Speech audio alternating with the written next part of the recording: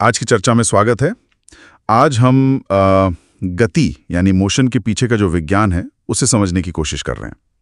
हमारे पास भौतिकी की पाठ्यपुस्तक का एक अध्याय है, ये गति के नियमों पर है।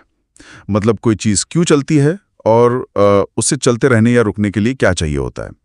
इस अध्याय में अरस्तु की पुरानी सोच से लेके फिर गैलीलियो का जड़त्व मतलब इनर्शिया और फिर न्यूटन के वो 3 मशहूर नियम, वो सब हैं।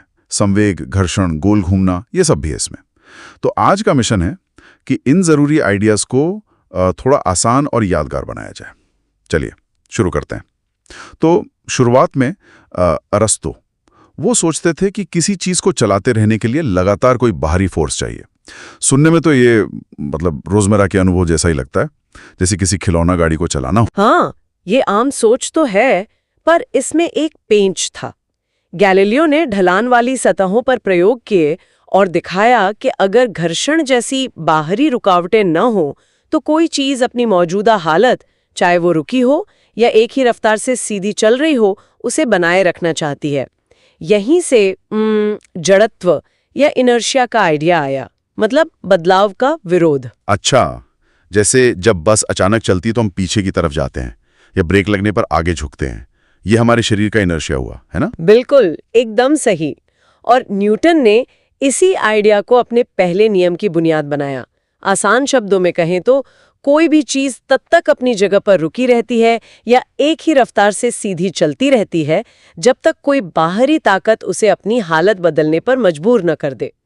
तो अगर नेट बाहरी फोर्स 0 है तो एक्सेलरेशन यानी गति में बदलाव वो भी 0 होगा। यहीं पे दूसरा नियम आता है। सही। ये फोर्स वजन यानी द्रव्यमान और एक्सेलरेशन को कैसे जोड़ता है?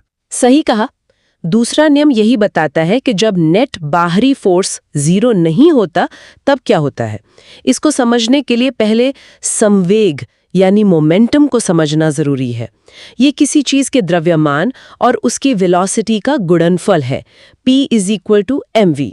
सोचिए, एक भारी ट्रक या फिर एक तेज रफ्तार से आती गेंद, उसे रोकना क्यों मुश्किल होता है? क्योंकि उनका मोमेंटम ज्यादा होता है। बिल्कुल, उनका मोमेंटम ज्यादा होता है। तो न्यूटन का दूसरा नियम कहता है कि किसी चीज के मोमेंटम में बदलाव की जो रफ्तार है वो उस पर लगाए गए बाहरी फोर्स के बराबर होती है और उसी दिशा में होती है। गणित में इसे हम अक्सर F = ma लिखते हैं। फोर्स बराबर है द्रव्यमान गुणा एक्सेलरेशन के। और हाँ, ये एक वेक्टर नियम है, मतलब दिशा बहुत मायने रखती है इसमें। अच्छा, तभी वो क्रिकेट खिलाड़ी तेज गेंद पकड़ते हुए हाथ पीछे खींचता है। वो असल में गेंद के मोमेंटम को 0 करने के लिए ज्यादा टाइम दे रहा है ताकि उसके हाथ पर फोर्स कम लगे। एकदम सही पकड़ा। ये आवेग या इम्पल्स का बहुत अच्छा उदाहरण है, फोर्स और टाइम का असर। हाँ, इम्पल्स, ठीक है। अब आते हैं तीसरे नियम पर। ये शायद सबसे ज्यादा मशहूर है। हर एक्शन का एक बराबर और उल्टा रिएक्शन होता है। ये वाला मुझे हमेशा थोड़ा कंफ्यूजिंग लगता है। मतलब अगर फोर्स हमेशा बराबर और उल्टे होते हैं तो कोई चीज हिलती क्यों है? वो एक दूसरे को कैंसिल क्यों नहीं कर देते? हाँ, ये बहुत अच्छा सवाल है और इसका जवाब छुपा है इस बात में कि एक्शन और रिएक्शन फोर्स हमेशा अलग अलग चीजों पर लगते हैं। जैसे जब आप जमीन पर चलते हैं तो आप जमीन को पीछे धकेलते हैं, ये हुआ एक्शन, और जमीन आपको आगे धकेलती है, ये है रिएक्शन। अच्छा, क्योंकि ये फोर्स अलग अलग चीजों पर लग रहे हैं, आप पर और जमीन पर, इसलिए वो कैंसिल नहीं होते और आप आगे बढ़ पाते हैं। या जैसे बंदूक चलाने पर गोली आगे जाती है, एक्शन, और बंदूक पीछे हटती है, रिएक्शन। दोनों अलग अलग चीजों पर फोर्स लगा रहे हैं। वाह, ये हुई ना बात, अब समझ आया। ये अलग अलग चीजों पर वाली बात जरूरी है।